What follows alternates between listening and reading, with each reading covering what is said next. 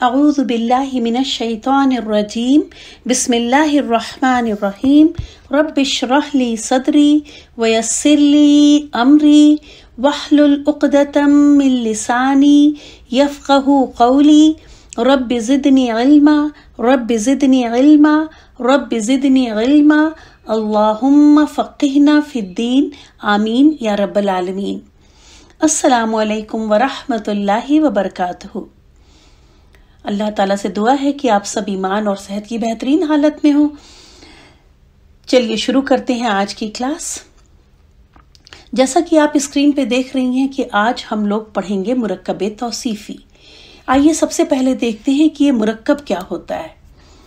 یاد رکھیں کہ تنہا لفظ یعنی ایک اکیلا لفظ عربک میں مفرد کہلاتا ہے، اور اس کی مثال ہے جیسے کتابن ایک کتاب یا مسلمن ایک مسلمان۔ جب دو مفرد ملتے ہیں تو مرکب بن جاتا ہے، یعنی دو یا دو سے زیادہ الفاظ کا مجموعہ مرکب کہلاتا ہے۔ مرکب یعنی کمپاؤنڈ ورڈز۔ اس کی مثال دیکھیے، یہ تھا بیتن اور اللہ۔ اب یہ دونوں لفظ ملے اور کچھ قواعد کے تحت یہ بن گئے بیت اللہ، جس کا مطلب ہے اللہ کا گھر۔ اسی طرح دوسرا مرکب ولدن اور صالحن، جب یہ دونوں لفظ ایک ساتھ آئے ولدن صالحن تو یہ بن گیا مرکب، اور اس کا معنی ہوا ایک نیک لڑکا۔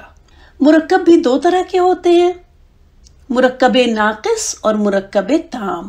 جیسا کہ نام سے ہی کافی کلیئر ہے کہ ایسا مرکب جس سے بات پوری نہ ہو وہ مرکب ناقص کہلاتا ہے، مطلب دو یا دو سے زیادہ لفظ کا ایسا مجموعہ جس سے بات مکمل نہ ہو رہی ہو۔ انگلش میں ہم اسے فریز کہتے ہیں، اور یہ آپ کے سلیبس میں 5 طرح کے ہیں: مرکب توصیفی، مرکب اشاری، مرکب اضافی، مرکب جاری اور مرکب عطفی، جس میں سے آج ہم کریں گے انشاءاللہ تعالی مرکب توصیفی۔ اور مرکب تام ایسا مرکب ہے، یعنی دو یا دو سے زیادہ لفظوں کا ایسا مجموعہ جس سے بات پوری ہو جائے۔ یہ دو طرح کے ہوتے ہیں، جملہ اسمیہ اور جملہ فعلیہ، اور یہاں بھی نام سے ہی ظاہر ہے کہ ایسا جملہ جو اسم سے شروع ہو اسے جملہ اسمیہ کہیں گے، اور جو فعل سے شروع ہو اسے جملہ فعلیہ کہیں گے۔ اب آئیے دیکھتے ہیں مرکب توصیفی کیا ہوتا ہے۔ مرکب توصیفی کے 2 پارٹس ہوتے ہیں، یعنی 2 اجزاء ہوتے ہیں، موصوف اور صفت۔ موصوف جس کی صفت بیان کی جائے، جیسے یہاں پہ آپ دیکھ رہے ہیں الولد الصالح، اس میں الولد جس کا معنی ہے لڑکا اور الصالح جس کی میننگ ہے نیک۔ لڑکے کی صفت بیان کی جا رہی ہے، لڑکے کے بارے میں بتایا جا رہا ہے کہ وہ نیک ہے، تو یہاں پہ لڑکا یعنی الولد موصوف ہے اور اس کی صفت ہے الصالح۔ الولد پہلے ہے اور اس کی صفت یعنی الصالح بعد میں ہے۔ تو اس بات کو یاد رکھیے گا کہ مرکب توصیفی میں ہمیشہ موصوف پہلے اور صفت بعد میں۔ اس کو اس طرح یاد کر لیں کہ جو بڑا ورڈ ہے وہ پہلے آتا ہے اور جو چھوٹا ورڈ ہے وہ بعد میں۔ موصوف کا سائز دیکھیے بڑا ہے نا، اس میں 5 حروف ہیں جبکہ صفت میں صرف 3 حروف ہیں، تو بڑا ورڈ یا بڑا لفظ پہلے اور چھوٹا لفظ بعد میں، موصوف پہلے اور صفت بعد میں۔ اردو کے خلاف موصوف یہاں پہلے آتا ہے اور صفت بعد میں آتی ہے۔ عربک میں دیکھیے الولد الصالح، یہاں پہ الولد یعنی موصوف یعنی جس کی صفت بتائی جا رہی ہے لڑکا، وہ پہلے ہے اور اس کی صفت یعنی الصالح بعد میں۔ جبکہ اردو میں جب ہم بولتے ہیں تو ہم بولتے ہیں نیک لڑکا، صفت پہلے یعنی نیک پہلے بولتے ہیں اور لڑکا بعد میں۔ تو یہ بات یاد رکھنے کی ہے کہ عربک میں موصوف پہلے اور صفت بعد میں۔ تیسرا پوائنٹ کہ اردو میں اس وجہ سے چونکہ ترتیب الٹی ہوئی ہے تو اردو میں ترجمہ کرتے ہوئے ہم کراس تیر کی مدد سے کریں گے۔ جب اردو میں ہم ترجمہ کریں گے تو ہم کراس تیر کی مدد سے کریں گے۔ अलवलदु स्वालिहु का जब हम उर्दू में तर्जुमा करेंगे, यानी सिफत पहले लिखेंगे उसका तर्जुमा और अलवलदु का तर्जुमा बाद में लिखेंगे। तो अलवलदु स्वालिहु का तर्जुमा हुआ नेक लड़का। इसी तरह जब हम उर्दू से अरबी में तर्जुमा करेंगे तब भी हम क्रिस क्रॉस तीर की ही मदद से करेंगे। अगर हमको दिया गया नेक लड़का तो पहले हम लड़के की मीनिंग लिखेंगे, लड़के की अरबी लिखेंगे अलवलदु और नेक की मीनिंग बाद में अस्वालिहु। अब ये मुरक्कब हमारा तैयार हुआ अलवलदु स्वालिहु। अब ये पॉइंट भी नोट कर लें जो बहुत ज्यादा गौर तलब है कि सिफत चारों पहलू से मौसूफ के ताबे होती है। यहाँ पे देखिए अलवलदु स्वालिहु, अस्वालिहु सिफत है तो अस्वालिहु इस्म के चारों पहलू से अलवलदु को फॉलो करेगी या उसके ताबे होगी। यहाँ पे आप देखिए अलवलदु का एराब रफा की हालत में है ये, तो अस्वालिहु भी रफा की हालत में होना चाहिए। जिन्स मुजक्कर है अलवलदु की तो अस्वालिहु सिफत भी मुजक्कर ही आएगी। अलवलदु की अदद वाहिद है तो अस्वालिहु सिफत भी वाहिद ही आएगी। और इसी तरह अलवलदु मारिफा है तो अस्वालिहु भी मारिफा ही होगा। तो ये बात अच्छी तरह याद रख लें कि मुरक्कबे तौसीफी में सिफत चारों पहलू से मौसूफ के मुताबिक होगी। आइए अब कुछ एग्जाम्पल्स देखते हैं और उससे समझते हैं। आप यहाँ स्क्रीन पे देख रहे हैं कि हमने लिखा है मुरक्कबे तौसीफी और उसके बाद इस्म के चारों पहलू भी आपको नजर आ रहे हैं। हर मुरक्कब को आप टेस्ट करेंगी कि वो उसकी सिफत इन चारों पहलुओं से मौसूफ के मुताबिक हो। पहला मुरक्कब जो आपको नजर आ रहा है वो है अज़ाबुन शदीदुन। अज़ाबुन मौसूफ है और शदीदुन उसकी सिफत है। आप देखें दोनों ही रफा की हालत में है, दोनों की जिन्स मुजक्कर है, दोनों की अदद वाहिद है और वुसअत दोनों की नकिरा है। देखिए अरबिक में तो आपको नकिरा और मारफा तनवीन और अल से क्लियर पता चल जाती है। अगर तनवीन है तो नकिरा है और अगर अल लगा हुआ है शुरू में तो मारफा है। लेकिन जब उर्दू में अगर आप तर्जुमा करेंगी तो अज़ाबुन शदीदुन का भी आप तर्जुमा कर दें शदीद अज़ाब, और अल अज़ाबुश शदीदु का भी अगर आप तर्जुमा कर दें शदीद अज़ाब, तो पता नहीं चलेगा कि मारफा है या नकरा है। इसके लिए याद रखें कि जब भी आप नकिरा का तर्जुमा करें तो अगर वो वाहिद है तो उससे पहले एक या कोई लगा दें। जैसे यहाँ पे अज़ाबुन शदीदुन है तो इसका तर्जुमा जब आप करें कोई शदीद अज़ाब या एक शदीद अज़ाब, जो भी उस जुमले में फिट हो रहा हो उस जुमले की मुनासबत से। जबकि अगर अल अज़ाबुश शदीदु हो तो उसका तर्जुमा आप सिर्फ शदीद अज़ाब कर देंगी, सिर्फ इन्हीं दो अल्फाज का तर्जुमा कर देंगी, कुछ भी ऐड नहीं करेंगी। अगर जमा है प्लूरल है वो चीज तब आप कुछ लगा के तर्जुमा कर देंगी नकिरा के केस में। याद रखें नकिरा के केस में जमा अगर है तो कुछ लगा देंगी। अभी आगे हमारे पास जब एग्जाम्पल्स आएंगे तो मैं आपको करके दिखाती हूँ। नेक्स्ट एग्जाम्पल है जन्नतानी वसीअतानी। ये रफा की हालत में है। कैसे पता चला हमको रफा की हालत में है? क्योंकि हमारी मुसन्ना की पोएट्री क्या थी? तानी तैनी तैनी।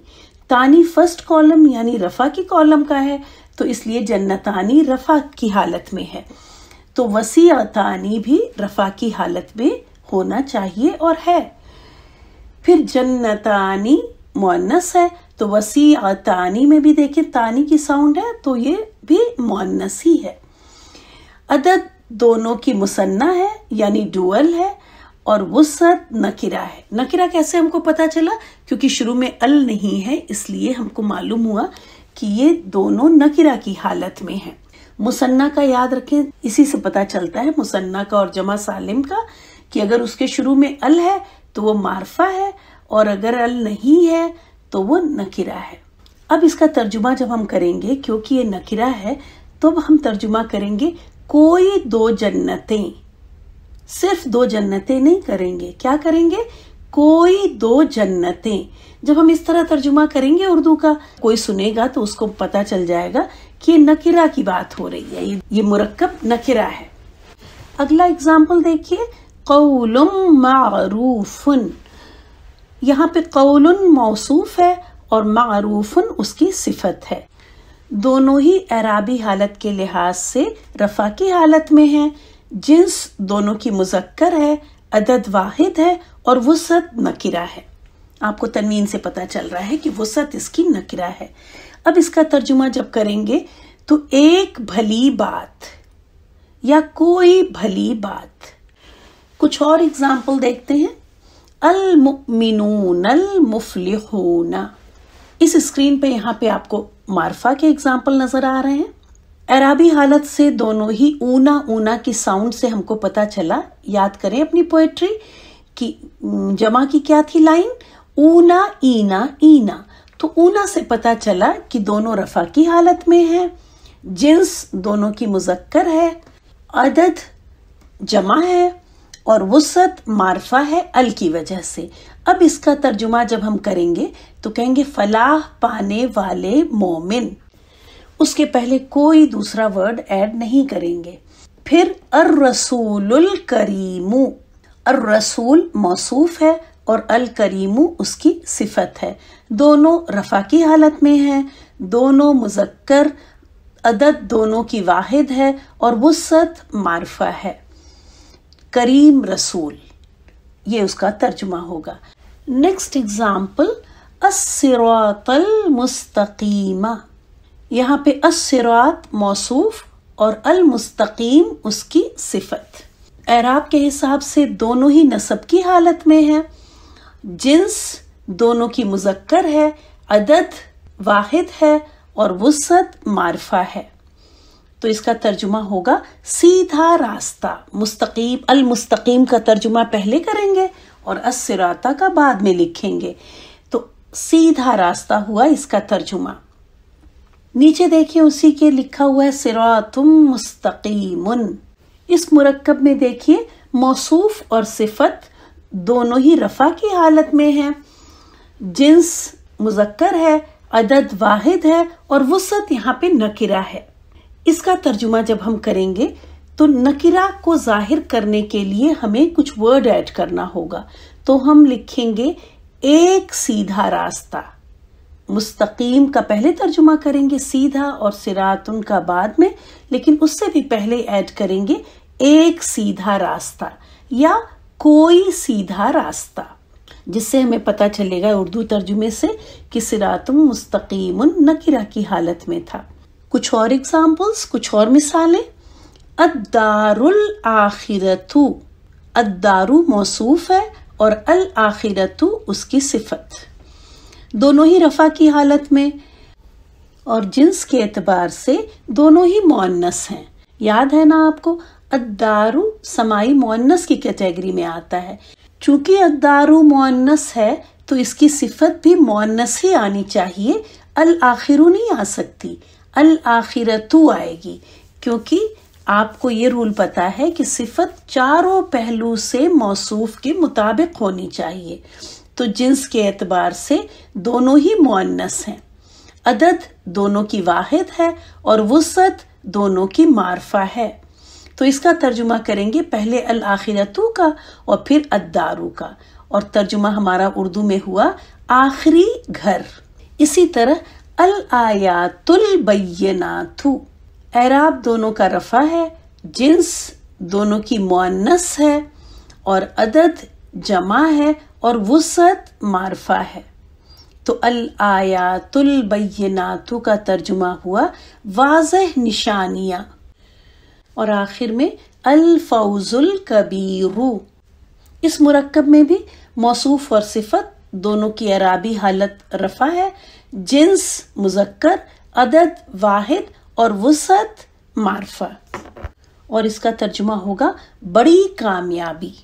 मुरक्कब तौसीफी का आखिरी कायदा जो आप अच्छी तरह याद कर लें वो ये है कि मौसूफ अगर गैर आकिल की जमा मुकस्सर हो तो सिफत वाहिद मुअन्नस आती है। गैर आकिल को पहले समझ लें کہ غیر عاقل انسان، جن اور فرشتوں کے علاوہ باقی ساری مخلوق غیر عاقل کی کیٹیگری میں آتی ہے۔ ایک بار پھر سن لیں، انسان، جن اور فرشتے یہ عاقل ہیں، ان کے علاوہ باقی ساری مخلوق غیر عاقل ہے۔ اگر موصوف غیر عاقل کی جمع مکسر ہے تو اس کی صفت واحد مؤنث آتی ہے۔ جیسے یہاں دیکھیں زوجن، لفظ تھا زوجن، اس کی جمع ہے ازواجن۔ آپ دیکھیں یہ زوجونا تو بنا نہیں، اگر زوجونا اونا کی ساؤنڈ ہوتی تب یہ سالم ہوتا، لیکن یہاں تو یہ ٹوٹ پھوٹ کے ز سے پہلے ایک حمزہ آ گیا اور واو کے بعد ایک الف آ گیا اور یہ بن گیا ازواجن۔ تو زوجن جب ازواجن بنا تو اس کی اصل شکل ٹوٹ پھوٹ گئی، اس لیے اس کو کہتے ہیں جمع مکسر۔ اور ایک بات جو ہم نے شروع میں آپ کو کہی تھی، لیکن اس وقت چونکہ اعرابی حالت اتنی نہیں پتا تھی تو ہو سکتا ہے غور نہ کیا ہو، یاد رکھیں کہ جمع مکسر بھی اپنی اعرابی حالت میں واحد کو ہی فالو کرتے ہیں، ان کی ہی ساؤنڈ آتی ہے ان کی۔ دیکھیں زوجن تھا، ازواجن، ازواجن، ازواجن، بالکل واحد کی طرح ان، تن، تن، یہی فالو کرتے ہیں یہ۔ تو یہاں پہ موصوف ہے ازواجن۔ دیکھیں ازواجن کی صفت مطہرتن، اعراب اور وسعت کے لحاظ سے تو ازواجن کو فالو کر رہی ہے، مطلب دونوں ہی رفع کی حالت میں ہیں اور دونوں ہی نکرہ ہیں۔ لیکن عدد اور جنس میں یہ اس کی صفت آئے گی واحد مؤنث۔ آپ دیکھیں مطہرتن، تائے مربوطہ کی وجہ سے آپ کو سمجھ میں آ گیا کہ یہ جنس اس کی ہے مؤنث، اور مطہرتن ہے یہ بتا رہی ہے کہ یہ عدد اس کی واحد ہے۔ تو یاد رکھیں کہ جب بھی غیر عاقل کی جمع مکسر ہوگی تو اس کی صفت جنس اور عدد کے اعتبار سے واحد مؤنث آئے گی، اعراب اور وسعت کے لحاظ سے وہ فالو کریں گی، لیکن ان دو پہلو میں صفت ڈفرنٹ آئے گی، تو اس کو ہمیں یاد رکھنا ہے۔ ایک اور دیکھ لیتے ہیں اگزامپل، الاقلام الطویلۃ، یہاں دیکھیں القلم، اس کی جمع ہوئی الاقلام، قلم غیر عاقل ہے اور اس کی جمع مکسر بنی الاقلام، تو یہ ہوئی غیر عاقل کی جمع مکسر۔ موصوف یہاں پہ غیر عاقل کی جمع مکسر ہے تو اس کی صفت عدد اور جنس کے اعتبار سے واحد مؤنث آئی۔ باقی اعراب دیکھیں دونوں کا ہی رفع ہے اور وسعت دونوں کی معرفہ ہے۔ تو یہ چیز آپ کو یاد رکھنی ہے کہ اگر موصوف غیر عاقل کی جمع مکسر ہے تو صفت اس کی واحد مؤنث آئے گی۔ اس سلائیڈ پر دیکھیں ایامم معدودہ، ایامن یوم کی جمع مکسر ہے تو اس کی صفت آئی ہے واحد مؤنث معدودہ، جبکہ اعرابی حالت دونوں کی ہی نصب ہے اور وسعت دونوں کی نکرہ ہے۔ اسی طرح ابواب واسعۃ، ابواب باب کی جمع ہے اور یہ بھی غیر عاقل کی جمع مکسر ہے، اس لیے اس کی صفت آئی ہے واحد مؤنث۔ غیر عاقل کی جمع مکسر کے لیے عدد اور جنس کے لحاظ سے اس کی صفت آتی ہے واحد مؤنث، باقی اعراب اور وسعت صفت کی موصوف کے مطابق ہی ہوگی۔ اللہ تعالیٰ سے دعا ہے کہ آپ سب کو بہت اچھی طرح سے سمجھ میں آ گیا ہو۔ اگر کوئی چیز سمجھ میں نہیں آئی ہے تو آپ مجھے ضرور میسج کیجیے گا، اسکرین شاٹ لیجیے گا اور اس کے بارے میں جو سوال ہوگا وہ مجھے سوال کیجیے گا، انشاءاللہ تعالیٰ ہم آپ کو جواب دیں گے۔ یہ ہے آپ کا ہوم ورک۔ سورہ نساء سے آپ آیت نمبر 1 سے 40 تک 10 مرکب توصیفی تلاش کیجیے اور اس ٹیبل کی طرح ایک ٹیبل بنائیں گی جس میں کہ سب سے پہلے وہ مرکب توصیفی آپ لکھیں گی، اس کے بعد آیت نمبر لکھیں گی، اس کے بعد بتائیں گی کہ اس مرکب میں دونوں کی حالت کیا ہے، یعنی وہ رفع کی حالت میں ہے، نصب کی حالت میں ہے یا جر کی حالت میں، جنس کیا ہے، عدد کیا ہے ان کا اور وسعت کیا ہے، اور پھر اس کا ترجمہ کریں گی اردو میں۔ جب ترجمہ کریں گی تو یاد رکھیں گی کہ صفت آپ پہلے لکھیں گی اور موصوف بعد میں۔ یہاں ایک ایگزامپل ہے جو کہ آیت نمبر 2 سے ہے، خوبن کبیرن۔ کبیرن کا ترجمہ آپ پہلے لکھیں گی بڑا، اور خوبن کا ترجمہ بعد میں، گناہ بعد میں آپ لکھیں گی۔ تو ترجمہ ہوا بڑا گناہ، لیکن جیسا کہ میں نے بتایا چونکہ نکرہ کی حالت میں ہے تو آپ ایک بڑا گناہ اس کے آگے ایک ایڈ کر دیں گی، جس سے اردو کے ترجمے سے پتہ چلے کہ یہ نکرہ کی حالت میں تھا۔